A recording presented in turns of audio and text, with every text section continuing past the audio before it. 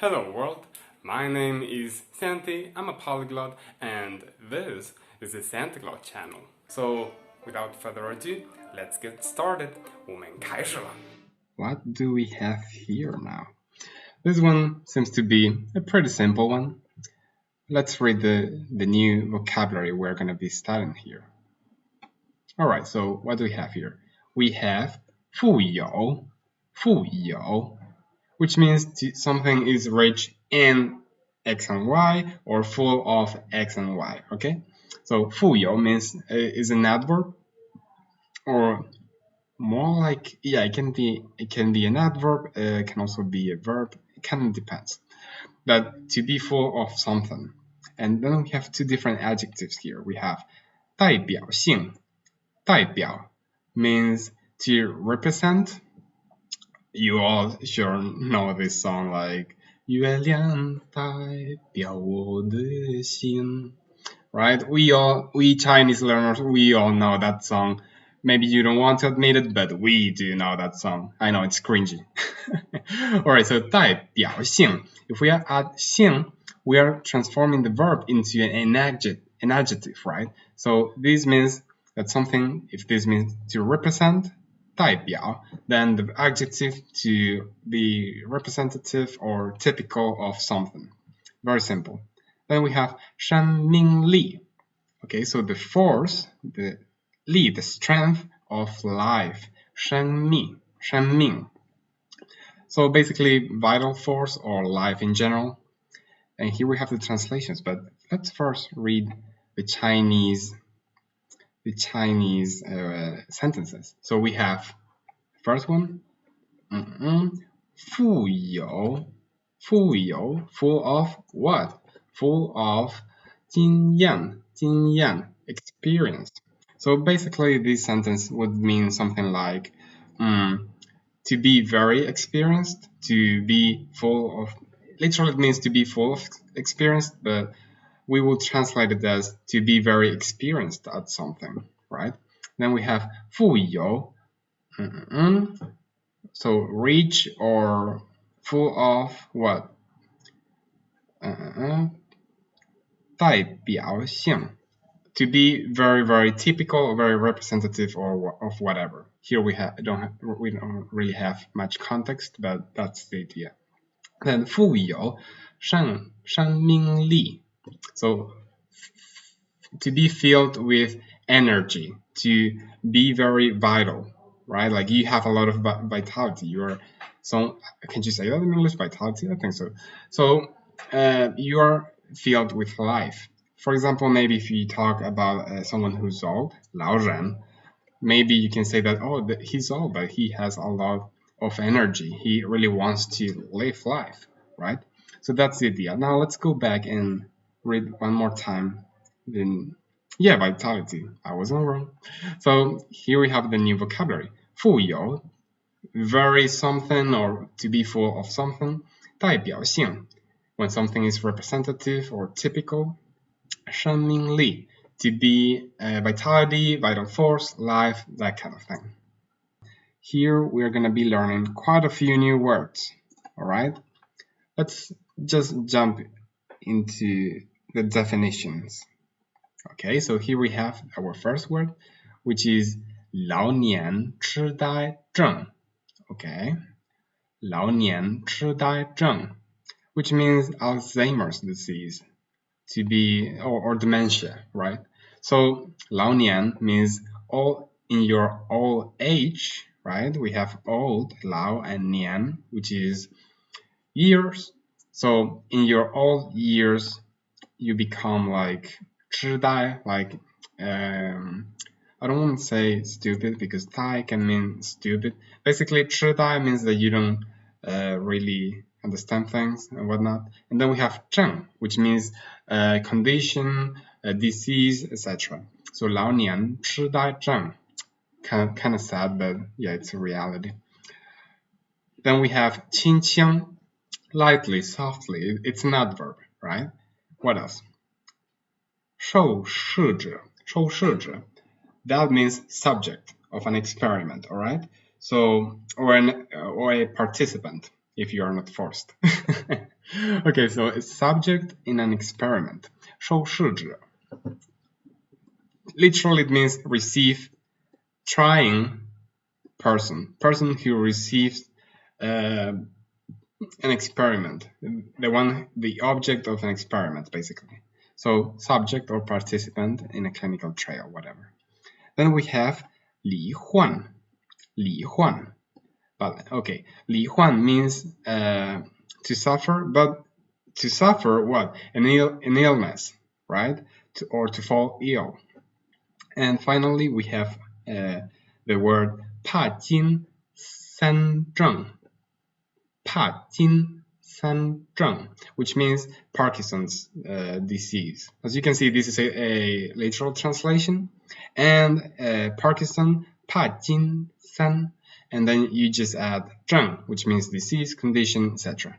Okay, so let's go back to our example sentences here and let's read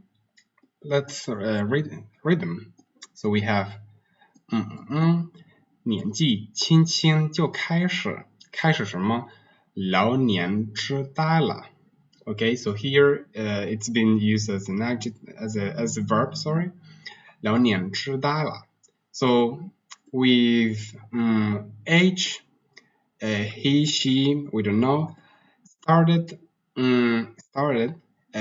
going senile, started to develop dementia, right? So just remember 年纪 means age. So basically with age, little by little, like 轻轻, which means softly, lightly, she started to develop dementia. Then we have 所有受试者都为什么罹患老年痴呆或什么 Parkinson's disease 帕金森症 Okay, so 所有受试者都为 So basically here we can combine these two meanings 所有 which means all and 为 which means not whatever the don't or not, and basically negation of the verb that follows. So all negated, none. So none of the what? 受试者 of the patients or the subjects, better, it's subjects, not patients. None of the patients developed or suffered from dementia or Parkinson's disease. Right, so pretty simple. Now let's go back to the new words. 老年痴呆症 Alzheimer's disease. 轻轻 lightly, softly. 受试者 subject, participant in an experiment or a clinical trial. 罹患 to suffer from an illness, to fall ill. 帕金森症 Parkinson's disease. Alright, so what do we have here now? We have a lot of new words, so let's go through the different sentences and let's see what's up. Alright, so what words are we going to be learning? 生疏, which means to be unfamiliar, strange, or if we're talking about a skill, we would say that you are out of practice. Right, okay. Then we have 人地生疏人地生疏 which means, okay, 为人事不熟地方陌生 Basically, it means that you are new somewhere, right? You're newly arrived and you don't know how people behave there or how people do things. You don't know the place, so you know maybe how to move around, etc. Then we have 初来乍到初来乍到 This means to be a newcomer, as it says there. You have just arrived and you don't know how things work. That kind of idea. Just off the boat, that kind of idea. Then 性格 means nature, disposition, temperament, or just your personality, the way you behave, the way you normally are. Alright, so what else do we have here? Okay, yeah, let's move back to our example sentences. What do we have here?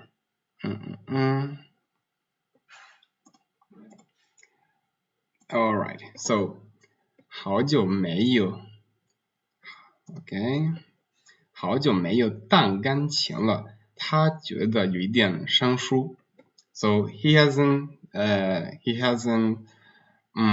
the piano for quite a while, so he feels like he is a bit rusty. Right, he's a bit rusty. He is out of practice. 有一点生疏。This is actually very useful because if you are learning Chinese, maybe you can just say like, oh, 我的中文有一点生疏。Like, oh, my Chinese is a little bit rusty, right? So this is a very useful expression to know. Okay, let's move on to the next one. So next one, 他初来乍到，人地生疏，还需您多帮助。Alright, so I'm new here and I'm a stranger, like I don't know how things work here. So 还需要 like kind of 需 so I still need 多帮助您多帮助 I still need a lot of your help. Pretty easy, pretty straightforward. Let's move on to the next one. Okay, this is a funny one. This is a funny one because this is actually something that sometimes happens to a lot of streamers. Hopefully not me. Well, maybe this part will read it and translate it. Maybe this part I would be happy with. Anyways, let's just read through it. 成为了直播以后赚了很多钱，但是因为他固执孤独的生活性格像一个野蛮人，跟父母关系生疏。Okay, so what is this? What do we have here, basically? 成为了直播以后 after becoming a streamer, 赚了很多钱。This is the part I like. She made a lot of money. 但是 but 因为她固执孤独的生活 but because she led a life of isolation, of solitude, because she had a very lonely life, because she was always in front of the camera, 性格像一个什么野蛮人 her personality, her temperament became similar to that of a savage, of someone who is uncivilized, a Mowgli, if you want, like Mowgli, that's how you say it in Chinese, and someone who is uncivilized, a barbarian, basically. 跟父母关系生疏 and that affected her relationship with her parents. So 关系生疏 it means that the people involved have drifted away. Basically, they are getting distant, right? There's distance being created there. So she has been very lonely, and that has affected their relationship. Okay, now let's take a look at our final sentence here. All right, final sentence. 我对这个地方并不算生疏。This means that I'm not very familiar with this place, right? 并 not at all. 并不 not at all. 并不算生疏 I'm not at all familiar with this place. Okay. Alright guys, so that's all for this video. If you found information in this video useful, please give it a like and subscribe to my channel. Also, leave a comment below so we can get to communicate. And if you want to join my live streams, just go and follow me on Twitch. And that way we can actually get to talk there. And that's pretty much all, so bye, see you around guys.